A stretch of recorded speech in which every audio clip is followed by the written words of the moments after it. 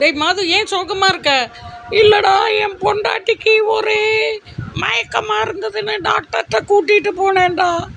Doctor என்ன சொன்னாருனாக்க, அவளுக்கு blood test எடுத்து பார்க்கணும் அப்படின்னு சொன்னாருடா. சரி டாக்டர் அப்படின்னு 5000 ரூபாய் ஃபீஸ் கட்டி போனா எனக்கு தெரிஞ்சதே சொல்கிறாருடா.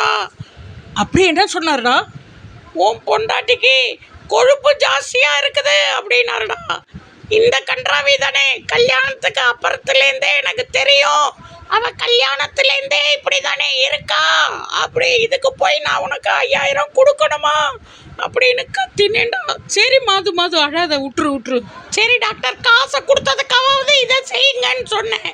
போய் அவளை பார்த்து நீங்கள் இதையே ஒரு 5 வாட்டி சொல்லுங்க, நான் ஒரு வாட்டி சொன்னாலே அந்த அடி வாங்கினேன் அப்படின்னு. என்ன உனக்கு கொழுப்பு இருக்குன்னு சொல்லுங்க டாக்டர்.